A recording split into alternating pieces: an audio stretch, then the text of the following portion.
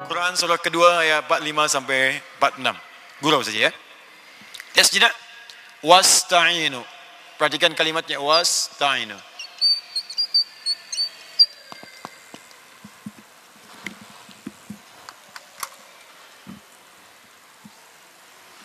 Tak nampak.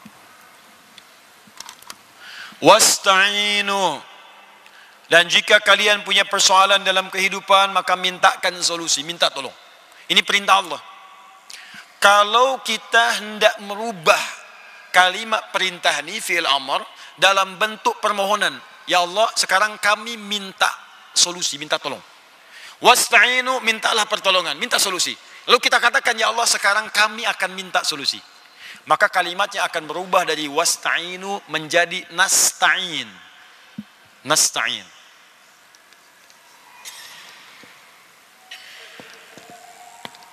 Nasta'in.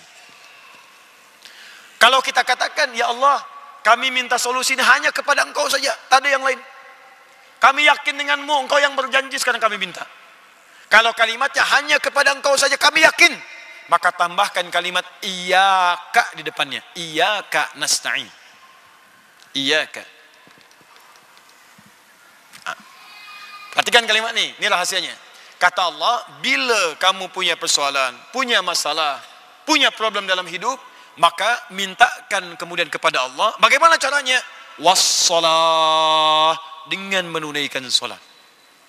Saya nak tanya pada tuan dan puan, maaf ya, apakah dalam solat kita mengucapkan kalimat iyyaka nasta'in? Ya. Kapankah itu? Saat berdiri dalam solat. Saat membaca Al-Fatihah. Saat membaca Al-Fatihah. Sekarang saya bacakan hadis qudsi riwayat sahabat Anas bin Malik radhiyallahu taala anhu. Bagaimana Allah akan mengabulkan doa orang solat ketika dia membaca kalimat ini. Hadis sahih diriwayatkan oleh sahabat-sahabat senior. Haddatsana qala Rasulullah sallallahu alaihi wasallam an rabbih qala Allah azza wa jalla. Allah Subhanahu wa taala berfirman dalam hadis qudsi. Perhatikan kalimatnya. Qasamtu shalah baini wa baina 'abdi. Aku bagi solat itu menjadi dua bagian. Bahagian aku dan bahagian hambaku. Wali 'abdi ma sa'al. Jika hambaku mengerjakan bagiannya dengan sempurna, maka aku akan berikan bagianku untuk mereka, yaitu aku berikan apapun yang dia minta dalam solatnya. Aku bagi solat menjadi dua bahagian, bahagianku dan bagian hambaku. Jika hambaku mengerjakan bagiannya dengan benar sempurna, maka aku akan kabulkan apapun yang dia minta dalam solatnya. Kapan itu dimulai? Yuk kita baca hadisnya. Idza qala al-'abdu alhamdulillahi rabbil alamin. Jika hamba itu bermula solat dia membaca alhamdulillahi rabbil alamin. Qala Allah azza wa jalla hamadani 'abdi. Maka Allah akan menjawab seruannya itu dengan kalimat hamadani 'abdi, hambaku sedang memujiku. Wa idza qala al-'abdu ar-rahmanir rahim. Jika hamba itu berkata ar-rahmanir rahim, qala Allah azza wa jalla, maka Allah menjawab athna 'alayya 'abdi, hambaku sedang menyanjungku. Wa idza qala al-'abdu maliki yaumiddin. Jika hamba berkata maliki yaumiddin, qala Allah azza wa jalla majjadani 'abdi, hambaku sedang mengagungkanku. Awas, kerana tu kalau sedang solat, rasakan kita ini ditatap oleh Allah. Tak mampu melihat, tapi rasakan kita dilihat. Dan rasakan dijawab setiap kalimat kita tu. Itu yang disebut ihsan namanya. Orangnya disebut muhsin. Bukalah hadis riwayat Muslim di jilid yang pertama, nomor hadis yang ke-8, riwayat sahabat Umar bin Khattab radhiyallahu taala anhu. Sebelah kiri paling atas di kitabnya. Dinukil oleh Imam An-Nawawi rahimahullah dalam kitabnya Al-Arba'in An-Nawawiyah, nomor hadis yang kedua, dikenal dengan hadis Jibril. Ketika Nabi SAW disoal oleh malaikat tentang ihsan, ditanya mal ihsan, kata Nabi, an ta'budallaha ka'annaka tarah, fa illam takun tarahu fa innahu yarak. Engkau beribadah menyembah Allah, ta'budallah, engkau beribadah menyembah Allah. Kalau kita ingin beribadah, kita ucapkan na'budu. Na'budu, engkau beribadah kerana Allah. Seakan-akan engkau merasakan ditatap oleh Allah Subhanahu wa taala sekalipun kau tak mampu menatapnya. Rasakan. Nah, sekarang ini rahasianya. Wa idza qala al-'abdu iyyaka na'budu wa iyyaka nasta'in. Jika ada seorang hamba berkata dalam solatnya, Iyyaka na'budu, ya Allah sekarang kepadamu saja hamba menyembah. Hamba sedang solat, sedang menghamba, sedang ibadah, kepadamu saja. Tak ada yang lain. Wa iyyaka nasta'in, dan sekarang hamba ya Allah punya soalan dalam hidup, punya masalah. Hadirkan dalam hati kita tuh, rasakan. Tuhan punya masalah apa? Tuhan punya problem apa? Hadirkan dalam hati. Jadi bukan sekedar bacaan saja. Begitu caranya, hadirkan dalam jiwa kita. Ya Allah, ini suami saya, istri saya, anak saya, budak-budak, di sekolah, problem di kantor, di pekerjaan, jabatan. Hadirkan di benak kita nih. Nabi Zakaria tuh melakukan itu. Jadi ketika berdiri dalam sholat, beliau minta, Qala Rabbi habli min ladunka dzurriyyatan thayyibah innaka sami'ud du'a. Ya Allah, mereka berkata hamba tak mungkin punya keturunan karena secara medis istri hamba divonis monofos dan mandul. Kata klinis tak mungkin punya keturunan. Mohon dalam solat, dalam berdirinya, berdiri, dijawab oleh Allah. Fanadatul malaikatu wa huwa qa'imun yusalli fil mihrab. Turun malaikat, beliau masih berdiri dalam solatnya, belum tuntas solatnya, masih berdiri dalam solat. Annallaha yubashshiruka Yahya. Allah berikan berita gembira, engkau akan punya anak, langsung bahkan namanya dari Allah Yahya, yang berarti hidup. Yang mustahil menurut manusia terlahir dari rahim seorang perempuan yang monofos dan mandul bayi hidup, kata Allah tak ada yang mustahil. Kita nih ditunggu oleh Allah dalam solat. Wa iyyaka nasta'in, dan kepada engkau ya Allah kami memohon sekarang petunjuk, pertolongan, solusi. Apa jawab Allah? Perhatikan jawabannya di hadis qudsi. Hadza baini wa baina abdi. Inilah kata Allah yang kumaksud perjanjian antara aku dengan hambaku. Wali abdi masa'al. Dan jika hambaku benar salatnya sampai bacaan ini, apapun yang kau minta sekarang aku akan kabulkan.